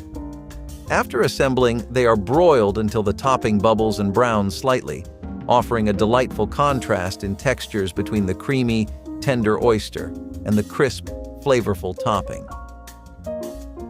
Oysters Rockefeller is not only a treat for the palate, but also a creative celebration of local ingredients, elevating the simple oyster to a decadent culinary experience. The introduction of Mexican lasagna in the 1980s showcased the seamless integration of Mexican flavors into traditional Italian architecture. This layered delight swaps out standard lasagna noodles for tortillas and the usual marinara for a zesty salsa, layering ground beef seasoned with taco spices, refried beans, and plenty of cheese. Each oven-baked layer melds into a textural symphony that's both familiar and novel. This dish not only catered to the growing American appetite for global flavors, but also provided a fun, festive twist on the classic lasagna, making it a favored choice at dinner parties and family nights. Its preparation, often involving family members in the assembly process, turned cooking into an interactive experience, further solidifying its popularity. Cabbage rolls trace their roots to Eastern European cuisines, brought to the United States by immigrant communities. This dish involves steamed cabbage leaves wrapped around a filling of mixed ground meats, rice, and herbs, then baked in a tomato-based sauce. Each component, from the soft cabbage exterior to the rich, flavorful filling, plays a pivotal role in crafting a dish that is both filling and balanced. Introduced to American chop suey is a comfort food classic that has found a niche in American school cafeterias, combining practicality with palatability. This dish melds ground beef, elbow macaroni, and a tomato-based sauce seasoned with onions and bell peppers, all simmered together to allow the flavors to fully integrate. The preparation begins with sautéing onions and bell peppers until they are soft, adding the ground beef to brown, and then incorporating the cooked macaroni and tomato sauce. This mixture is seasoned with herbs such as oregano or basil, and sometimes a dash of Worcestershire sauce for deeper flavor complexity. American chop suey is particularly valued in school settings for its ability to be made in large volumes economically, using ingredients that are staples in most school kitchens.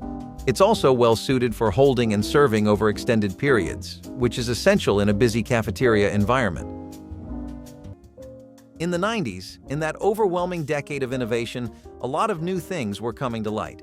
Cracker crust pizza was one of them, and it kind of follows the same concept as slumgullion stew, where the idea is to really just use whatever's on hand to make do. This was something that was a frugal twist on an all-time favorite. See, households had the idea to ditch the yeast and the entire waiting process.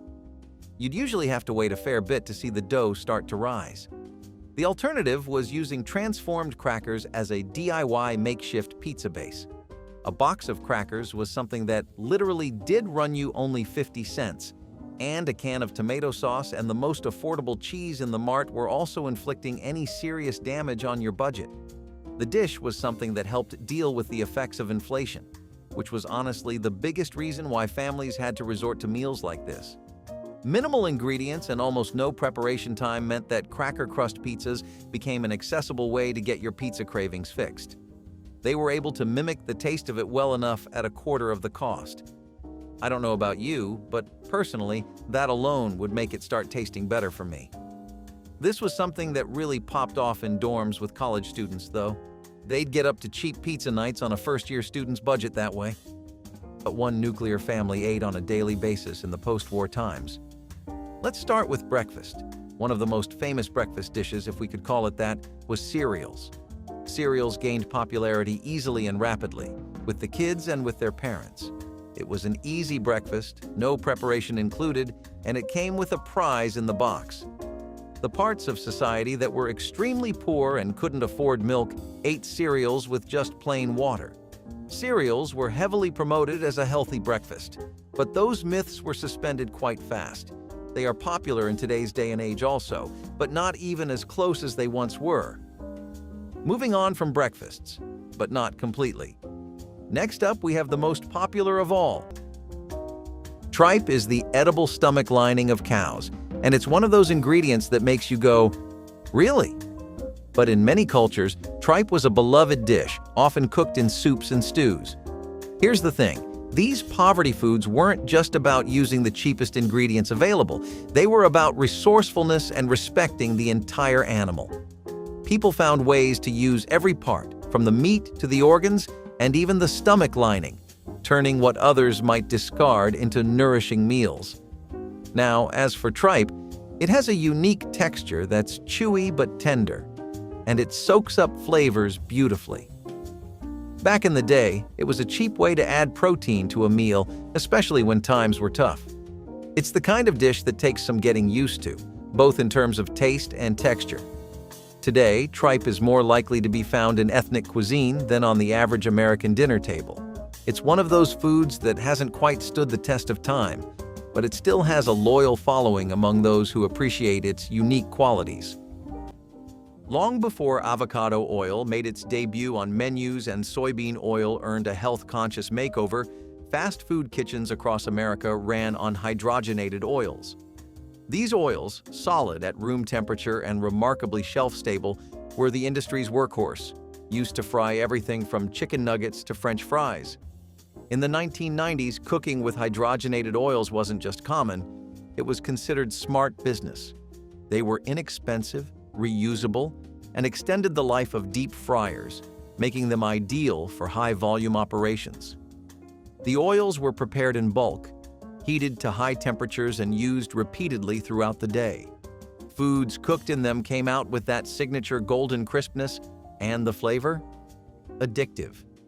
For years, the health risks were underplayed or poorly understood, but mounting clinical evidence combined with pressure from public health advocates led the FDA to act. In 2006, mandatory trans fat labeling was introduced. Then, in 2015, the FDA declared partially hydrogenated oils unsafe for consumption. By 2018, most fast food chains had reformulated their cooking methods. Let's go a little bit towards what's underappreciated on the savory side of things, shall we? I'm specifically talking about mushrooms and how dishes like caramelized mushroom and onion frittata didn't come back into style until the middle of the 20th century. That was when the interest in foreign cooking first and the started growing really strongly, and people wanted to move on from the coq au vin and the beef Wellingtons, instead preferring to explore more of what other cultures had to offer. Italians actually pioneered this dish, so it was definitely on the list for restaurants to incorporate and people to try. It's an egg dish, but it's an open-faced omelet that's filled with mushrooms, onions, and spices. It gets caramelized to bring the sweetness out of the onions, but the toasting works wonders for marshmallows too. It sounds like a simple dish, but people would mix it up with incorporating leftovers into it too. They would put in vegetables, meats, and cheese, and it would give the frittata a lot of personality and substance. Besides, no mushroom dish is lacking in style, right? Coconut shrimp curry tacos were actually something you'd see dominating the New York food circuit. Either that, or California and coastal cities. It just seemed to vibe so well in places that had established a pre-existing love for Caribbean and Mediterranean influences and flavors. While these flavors were never exactly new in any regard, especially not exclusive to the cities I mentioned or the decade we're talking about, seeing them together was definitely a stretch. Shrimp, curry, and coconut were all things most Americans were familiar with, but never something that was put together in one dish. especially a dish as densely packed and intimate as a taco. I mean, you really taste everything in a taco, don't you? How can you not? Luckily, you had plenty of options. The shrimp could either be fried or sautéed, and it could either be coated in shredded coconut or made in coconut milk. Then, you had the curry, which was also a coconut curry. Now, I'm not really the biggest fan of coconut curry, but it's been known to work well for the Burmese and the Indians. Why can't it work for us? Throw all of that in some white flour tortillas and you're pretty much good to go. It was a street food classic, and despite how it's pretty much faded because lots of other more closer to home variants came out in terms of flavor, people from the 90s know this used to be a hit. Tomato soup layer cake is an unusual dessert that incorporates canned tomato soup into the cake batter, creating a moist and tender crumb with a unique flavor profile subtly enhanced by the spices commonly found in tomato soup, such as cloves and cinnamon. This cake has its origins in American home baking, gaining popularity in the mid-20th century as an innovative way to use pantry staples creatively.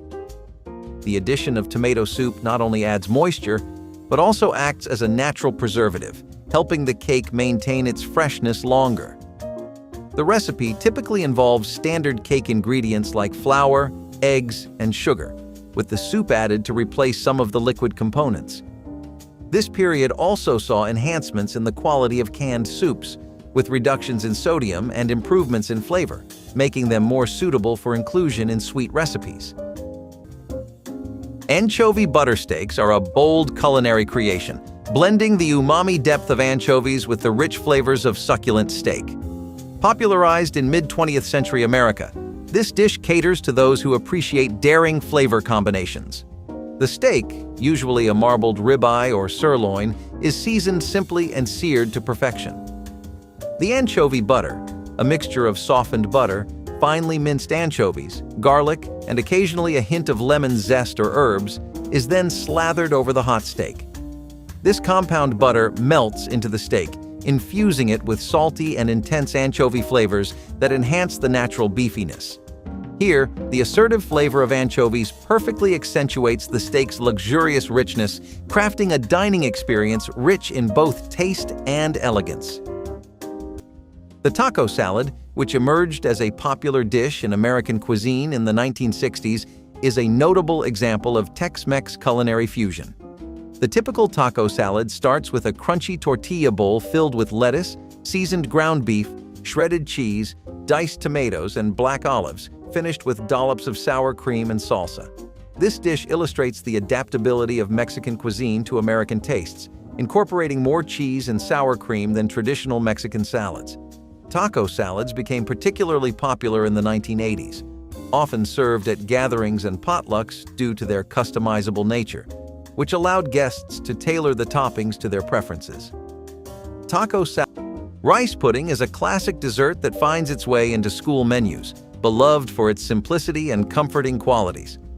Made by slowly simmering rice in milk until the grains are tender, this pudding is sweetened with sugar and typically flavored with vanilla, cinnamon, or even a bit of citrus zest to elevate the dish's aroma and taste. The slow cooking process allows the rice to absorb the flavors and the milk to thicken into a rich, creamy texture. Rice pudding can be served either warm or chilled, making it a versatile option for different seasons and preferences. Its gentle, creamy texture and the mild, sweet flavor profile make it an excellent choice for a school dessert, offering a source of carbohydrate and calcium. What they don't tell you about Hawaii is that, as much as it is a tropical wonderland, it's also a melting pot of Asian and American culture. That's how we ended up with Spam Musubi after all, a dish that probably represents the cultural blend of cuisines you can find in Hawaii better than anything else. It's something that goes all the way back to the Second World War. That was when Spam was first popularly introduced to the American people, and by the 40s and 50s, it had become a staple of the daily Hawaiian diet. By the 70s, it was something that firmly became a part of the local food scene there. Spam was something that was as available as air, or so it seemed for a long time, and it was stupidly cheap too. A can would net you a grand total loss of $50. The dish itself was this wondrous harmony of American convenience brought to its best form by Japanese flavor and tradition. Musubi means to bind in Japanese, and it involves making a compact shape out of rice by pressing it and then putting a slice of fried spam on the top. Then you take some nori, which is just seaweed, and wrap it in a strip. This was a handheld treat, but it was something that had a lot of personalization and attention to detail put into it, so it almost became like a fun hobby for the locals. Plus, this was something that bounced off well with Filipino culture as well, which was very dominant in Hawaii at the time. Spam musubi was something that got popular enough to be in local grocery stores anywhere around Hawaii. Okay, coming in on number 13 we have goulash. Again, a dish that has its variants all over the world. Goulash is the perfect blend of Eastern European and American cuisine. One of the go-to dishes for when you want a good meal stretch, something affordable, versatile, and economical, yet so delicious. The ingredients for this magnificent dish are ground beef, macaroni, seasoning of choice, onions, garlic, tomatoes, or tomato sauce, depending on the preference. You could also find some recipes that call for corn and/or bell peppers, but that is optional. It was the favorite comfort dish, easily prepared and perfect for big families. Adding pasta to the meat was a good and economical choice, adding to the flavor and serving, no pun intended, as an economical filler. Speaking of strange meals, wait till you hear about hog maw. Now, this is a dish that's sure to impress your dinner guests. It's basically a pig's stomach stuffed with, well, who knows? Probably whatever was lying around.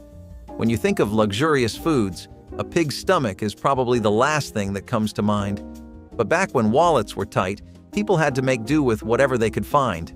It was found in American, soul food, Chinese, Mexican, Portuguese, Italian, and Vietnamese dishes. Hog maw was especially popular in Pennsylvania Dutch country, where nothing went to waste. Now, hog maw might sound a little fear factor-ish, but it was actually a way to stretch ingredients and make a filling meal for the whole family. It's like the ultimate meatloaf, if meatloaf came with an organ-based casing. These days, the idea of eating a pig's stomach might turn some people off, but back in the day, it was just another way to enjoy a meal. In the 1990s, the school vending machine was a sacred institution, an oasis of sugar and fizz wedged between algebra and gym class. Stocked top to bottom with candy bars, neon-colored fruit snacks, and enough soda to fill a kiddie pool, these machines weren't just tolerated, they were profitable. Districts under budget pressure often signed exclusive contracts with beverage companies like Coca-Cola and Pepsi, trading cafeteria wall space for much-needed funding. The machines weren't just snacks, they were financial lifelines. There was no mystery in preparation. Press a button, get a Snickers. Cold soda clanked into your hands like victory. Students consumed the contents between classes, during lunch, and, if the hall monitor looked the other way, mid-lecture. For many schools, vending machines became an unofficial part of the lunch program. But the sugar rush came to an end. As childhood obesity rates climbed and public health experts raised alarms, policy shifted. In 2004, the Child Nutrition and WIC Reauthorization Act pushed wellness policies into schools. By 2010, the Healthy, Hunger-Free Kids Act gave the USDA authority to regulate what was sold during school hours. Toad in the hole implies that you might be eating a frog, and not in a way you would want to imagine, but bear with me. Look, the British have funny names for what they love to eat, but every century or so they end up stumbling upon a wonderful dish that sticks with families across countries. The USA was one of those, and it got pretty infatuated with toads in the hole. This dish is actually just a sausage surrounded by a crispy layer of Yorkshire pudding batter, which gives this dish an extremely unique texture and experience. You might taste something like this again in your life, but you won't bite something like it again. It takes your typical pork sausages, the Yorkshire pudding, a gravy made of onions, which really goes well with the sauce, and even a bit of wine or Worcestershire sauce for a bit of a more complex flavor profile. You can put vegetables, but traditional takes on the dish are often only focused on the sausage, batter, and gravy aspect. You would make the batter in like 30 minutes, because letting it rest was important. You had to preheat the pan too, so that the dish would rise properly and brown the sausages as well. This was a hard dish to prepare. which is why it was really a labor of love. If you ever had these at your grandma's place, maybe call her up and give her some appreciation for it too. It's simple, but it's a traditional British meal that made its way to America and stayed for a very long while before tastes shifted and people moved on to bigger and flashier foods that had the power to go viral on social media. It's definitely what one would consider family cooking. Really have to go over is peanut butter ramen stir-fry. This really is kind of a you had to be there moment. It's not like no one's thought of this before, and the popular take around its inception is that it was the brainchild of a bored college student. Still, it is an interesting point in America's history with food. By the 70s, companies like Nissin had introduced instant ramen to the masses and people had soon become pretty hooked. They thought it was the ideal snack. Easy, affordable, comes into comfort food, and has a lot of variety. Plus, you could make your own additions like sausages and stuff and make your own little instant ramen experience. Now, the whole peanut butter thing was a 90s exclusive idea.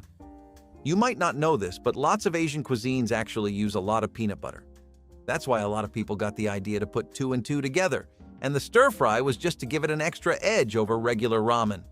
Though lots of people have forgotten now, this used to be a killer combo for college students sulking in dorms. The refrigerator cake, known for its no-bake convenience, consists of layers of crispy cookies softened by whipped cream or pudding to form a cohesive, cake-like texture. The 1980s brought innovation to this classic with the introduction of flavored whipped creams and diverse cookie varieties, transforming the traditional vanilla or chocolate profiles into more exotic flavors. The typical assembly involves a strategic layering of cookies alternated with generous amounts of cream, which is then left to set in the refrigerator until the cookies absorb moisture and meld together. During this period, advancements in refrigeration technology allowed for better temperature control, ensuring that the cakes set perfectly and maintained their structure when sliced. Rabbit stew is a beloved traditional dish in various cultures, renowned for its hearty and comforting nature. This stew typically features tender pieces of rabbit slow-cooked with onions, garlic, and aromatic herbs like rosemary or thyme, which subtly enhance the mild flavor of the rabbit. Additional vegetables such as carrots, celery, and potatoes often join the mix, creating a robust, one-pot meal. The stewing liquid, usually wine or stock, enriches the dish, lending depth and complexity as it simmers. Rabbit meat, known for its leanness and delicacy, benefits greatly from the slow cooking process, becoming incredibly tender and infused with the rich flavors of the broth and vegetables. Rabbit stew is especially appreciated during the colder months or in rural settings where rabbit is a common game meat. Popularized in American households in the early 1900s, so tender Swiss steak involves a method of preparing a tougher cut of beef, such as round steak, by pounding or rolling before cooking. This tenderizing process, known as Swissing, lends the dish its name, although it has no connection to Switzerland. Traditionally, the steak is browned, then slow cooked in a rich tomato and onion gravy, allowing the flavors to meld and the meat to become fork tender. This dish showcased an economical approach to cooking during the Great Depression, providing a delicious solution for less desirable cuts of meat. The preparation of Swiss steak often became a Sunday dinner ritual, where its slow cooking could proceed alongside family activities, making it an integral part of the family dining experience. Bread pudding offers a creative solution for utilizing leftover bread in school cafeterias, turning potential waste into a delectable dessert. This dish is typically prepared by cubing stale bread and soaking it in a mixture made from milk, eggs, sugar, and vanilla, which infuses it with rich flavors and a soft texture. Often, additions like raisins or cinnamon are mixed in to enhance the taste and appeal of the pudding. Bread pudding is then baked until the top layer caramelizes into a golden crust, contrasting beautifully with the creamy custard-like interior. This dessert is particularly popular in schools due to its economical benefits and the comfort it provides to students. The warm, sweet nature of bread pudding makes it a welcomed treat, encouraging students to partake in school meals while providing them with a source of energy. Another cornerstone of Tex-Mex cuisine and a fun twist on a cheap budget was the wonderful invention of fried bologna tacos. This was considered a byproduct in lower-income communities, one made entirely out of circumstances and the needs that would take over your usual priorities as far as meals were considered. Out with the casseroles and lasagnas and in with the tacos, you know? Bologna, unlike Fritos, wasn't something that really shined through in the 90s. It had been playing the long game all the way back since the Depression, and it was really good at doing that. Bologna had been a shoulder to cry on for the American people since way back then, and the Hispanic community didn't miss that at all. Fried Bologna tacos are pretty basic. They've done a lot more with Bologna too. Still, basic isn't bad, because essentially, this was one of the cheapest things you could eat. That's what I meant by it being a byproduct. People didn't really sit together and think, oh, you know what would bang on a taco? Bologna like a Scooby-Dooby-Doo gag? They instead just kept looking for ways to cut down on costs and make the cheapest meal possible. And, well, one thing led to another. And eventually, one of the top survival foods of the 90s was born. It was the street food in places like El Paso and San Antonio, and it's an example of how Tex-Mex traditions have helped structure our everyday meals. On the topic of cabbage, the fourth dish is cabbage soup. Again, quite simple, the ingredients consist of cabbage, carrots, onions, garlic, vegetable broth, and canned tomatoes. Now, I know that a lot of people are on the fence about cabbage, but hey, don't you worry, this recipe will change your mind for sure. The secret ingredient to this dish is a splash of vinegar. Or if you're feeling particularly spicy, add some chili flakes. The salty and spicy clash with the sweetness of the cabbage itself and make a wonderful harmony of flavors. Cabbage is very nourishing, so you won't have to worry about feeling full after this meal. It also has a lot of health benefits, plus it's low-cal, so it shouldn't come as a surprise when you hear someone is doing a cabbage diet. So if you're still trying to decide on what warm soup should you be making this fall season, try out this recipe. It's soup herb. Fatback. Just the name sounds delicious, right? Wrong. Fatback is basically just a slab of pure pig fat. This cut of pork was often used to flavor dishes or rendered into lard for cooking. In times of scarcity, fatback was a valuable ingredient because it added flavor and richness to otherwise bland meals. You could fry it up to make crispy bits or use the rendered fat for cooking just about anything. Fatback is the unsung hero of many Southern dishes, providing that extra bit of flavor that makes everything taste better. However, in today's world of lean meats and health-conscious eating, fatback hasn't quite kept up. It's the kind of thing that makes dietitians shudder, but still holds a nostalgic place in the hearts of many. While it's not as popular as it once was, fatback remains a key ingredient in traditional Southern cooking, and for good reason, it's delicious. Weight loss in the 1990s wasn't limited to shakes or gym memberships. It also came steeped in boiling water. Non-FDA-approved weight loss teas surged in popularity during the decade, promising rapid results through natural ingredients. Sold in health food stores, late-night infomercials, and even gas stations, these teas claimed to detoxify, flatten stomachs, and flush away fat. The fine print, if it existed, usually hid one important detail. Many of these brews were little more than aggressive laxatives. Preparation was straightforward. Steep a bag in hot water, drink before bed, and brace for morning. Popular brands included ingredients like senna, cascara sagrada, and other herbal diuretics. Consumers often interpreted the resulting bathroom marathons as evidence the tea was working rather than what it actually was.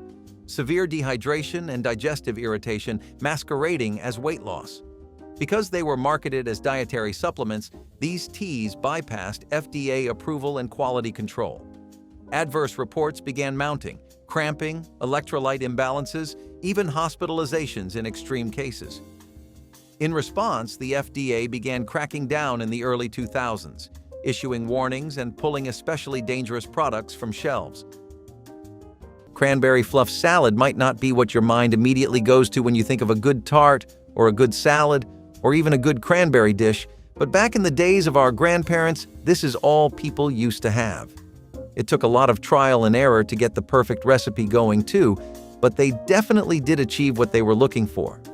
You could say that it was a product of fluff salad culture, which got really popular after the Second World War, but I think it was the perfect mix of marshmallows, gelatins, and cream that made this convenient dish shine like it did. Funnily enough, This dish only ever happened because fluff cooking got so popular as a result of World War II. Also because the war popularized processed and ready-made food like gelatin mixes and pre-made whipped toppings. Though these were meant to ease the war effort back then, they also flipped the script completely for home cooking. Gone were the days where you needed to do Batman levels of prep work to have these things as a viable idea for a Saturday lunch. That entire time period was characterized by grim, slim pickings that might have gotten you the nutrition you needed, but it wasn't really food for the soul. As a result, people wanted food that was sweeter, had more personality, and was just more fun overall. Cranberry fluff salad was the perfect thing, and cranberries were already something that were deeply appreciated in the States, especially around Christmas times, and cranberry fluff salads were a beloved Christmas tradition too. Kimchi grilled cheese is pretty much a fusion sandwich that takes a lot of the popular Korean sweetheart that we all know as kimchi and decides to drown it in grilled cheese. Can't say I don't agree with them because, well, cheese just makes greens a lot more easier to handle. At the same time, lots of people who were from Korea thought it was a pretty weird take on kimchi. Now, if you aren't familiar with what kimchi might be, it's basically just a fermented Korean dish that people make using lots of seasoned vegetables and root greens like cabbage and radishes or celery. The idea is to get something that's really filled with flavor and umami, and that's pretty much what you know kimchi for. However, for some people, the flavor profile of kimchi can be just a little bit alienating and too foreign. Adding some cheese to that and making a sandwich out of it was actually a great way of putting most people onto kimchi, and I think for the most part it worked pretty well. Otherwise, you wouldn't have so many places selling it then, would you? Still, most restaurants nowadays sell just kimchi or other takes on kimchi. The grilled cheese one has become an internet secret, I think. Angel food cake, a staple in American baking, is known for its distinctive light, fluffy texture attributed to its unique ingredient list that includes no fat, only egg whites, sugar, flour, and cream of tartar. This cake's origins trace back to the United States in the late 19th century, gaining popularity as a food of the angels due to its airy lightness. By the 1980s, it became synonymous with health-conscious dessert choices because of its low-fat content. Innovations in baking technology, particularly the widespread availability of electric mixers, made the process of whipping egg whites less daunting, contributing to its popularity. Interestingly, the cake's simple base became a canvas for a variety of flavor additions, from almond extract to citrus zests, allowing it to adapt to various taste preferences over the decades. Pork belly with cracklings is celebrated for its luxurious flavors and contrasting textures derived from the rich layers of meat and fat found in pork belly. The preparation process starts with scoring the skin and massaging it with a blend of salt, pepper, and aromatic herbs or spices to infuse flavor. The meat is slow roasted at a low temperature to render the fat and tenderize the meat, followed by a blast of high heat to crisp the skin into cracklings. This approach ensures the pork belly stays succulent, while the outer skin turns deliciously crisp.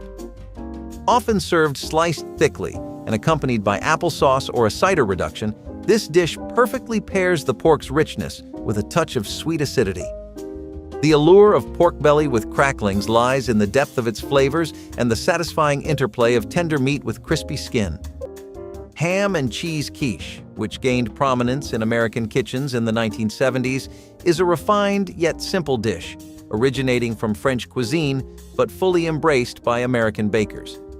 This savory pie combines a flaky pastry crust with a luscious filling of eggs, cream, diced ham, and shredded cheese, often Swiss or cheddar for extra flavor. The quiche is baked until the egg mixture sets into a creamy custard, perfect for slicing. It became popular not just for its delicious taste, but for its adaptability to various dining occasions, from brunches to dinner parties. The dish's versatility extends to the kitchen, where variations might include different types of meat, vegetables, or cheeses, depending on the cook's preference or the ingredients on hand. Moreover, the preparation of quiche contributed to its status as a dish that could be dressed up for guests or scaled down for a simple family meal. These were born out of innovation in 1953 by the founders of Or Ida, Golden, and Francis Neefe Grigg. Utilizing leftover potato scraps from their French fry production, they created a new snack by chopping these remnants finely, mixing them with flour and seasonings, and forming them into small cylinders before deep frying them to a golden crisp. This process not only provided an efficient solution to food waste, but also produced a snack that was perfectly crispy on the outside while remaining fluffy inside. Tater tots are particularly popular as a side dish, but can also feature in recipes like casseroles, making them a versatile component of school lunches. The method of preparing tater tots involves deep frying, which, while requiring careful temperature control to achieve the perfect crunch without burning, fits well within the capabilities of large kitchen operations in schools. Walk the streets of Texas, New Mexico, or Oklahoma for a while in the 90s, and you'll soon find an abundance of Tex-Mex food, such as Frito pies. These pies were for people who were into all things savory. Really, on a budget, you could have a pie crust full of chili, cheese, and some corn chips, and it was a fun way of repurposing these cheap and bare-bones ingredients into something filling, something that could accommodate an entire household. The Frito-Lay company had also been pushing their chips as hard as they could.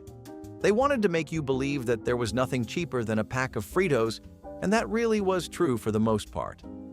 By the 90s at least, Frito chips barely cost a few cents, and canned chili wasn't even $1. Frito chips were something so intrinsically tied to the childhood routine of so many kids that it's a wonder this thing ever went out of relevancy. Frito pies used to be something that you could find at concession stands at your local football match, school cafeterias, and even diners on the side of the road. People would actually make it right in the chip bag, funnily enough, but hey, the Hispanic community is full of wonderful dishes we've forgotten about. Moving away from all that soup talk, in the 6th place, we have got ourselves the classic rice and beans. We're basically halfway to making a burrito. I don't know that it can get any more simple than this. Get some rice, some canned beans, onion, and garlic, and that's pretty much it. But if patience isn't your strong suit, you better skip this one, because I swear that rice has got it out for us. You cook, and you add more and more water, but it just seems like a never-ending loop. Until it's finally cooked, but oh well, would you look at that? You cooked it too much.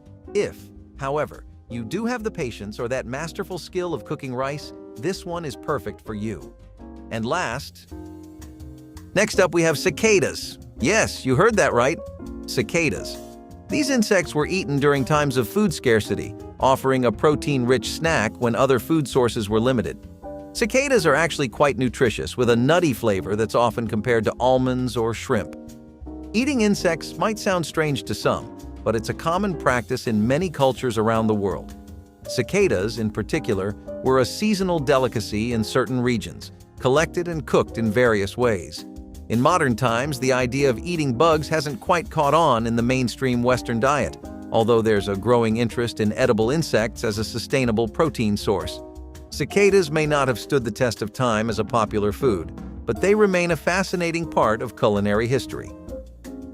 Bracelets and a pouch of shredded bubblegum, that was the trifecta of playground cool in the 1990s. Big League Chew, launched in 1980, was marketed as a fun, family-friendly alternative to chewing tobacco.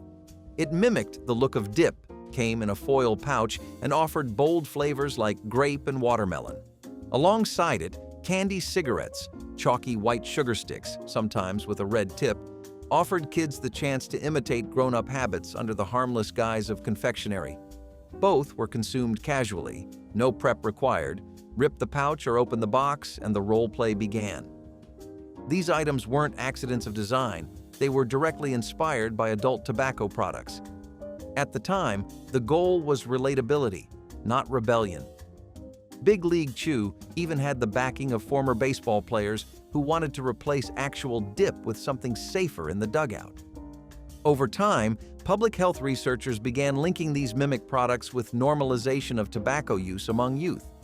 By the late 1990s and into the 2000s, increasing pressure from parents, health advocates, and lawmakers forced changes. Grandma Cheryl's bagels are some of the best bagels you can find. Getting tired of the greasy street ones that don't ever seem to do the trick? Forget those, this is the real deal, right from the cookbooks of 1,000 grandmas you'll never meet. but with all the ingenuity and love that they put in their cooking. It's most popular in Jewish communities because the very first Jewish immigrants from Europe actually brought it over with them. We aren't really sure if there was an actual Cheryl among them who made this dish into what it is today, but what I do know is that there is a lot of community love for this dish. It became known specifically for its softer texture. Most bagels in that era were really stiff, and the pastry was really chewy. In Jewish communities in particular, there was a lot of love for that aspect of the dish. They loved softer bagels that were different from the street-style ones you would usually find. It's not often you get to have such a nice, new, and fresh take on bagels, but when you do, it makes for a great dish. The meatloaf. Here's a fact you never thought you needed. Meatloaves date to 5th century Europe. They came to the USA as a breakfast food in the 1870s, believe it or not. Let's not kid ourselves, the times were rough, people couldn't completely let go of their saving habits, and they were still trying to make the most out of what they had. This dish allowed them to do so while managing to stretch the family food budget. They could mix the meat with what they had in the kitchen and by that increase the nutritional value of the dish. Mix meat with breadcrumbs, cereals, and eggs, and you've got yourself quite a delicious lunch, if you ask. That wraps up our countdown of 100 iconic 90s recipes that defined a generation. Tell us which one hit you with the most nostalgia, and don't forget to like and subscribe for more.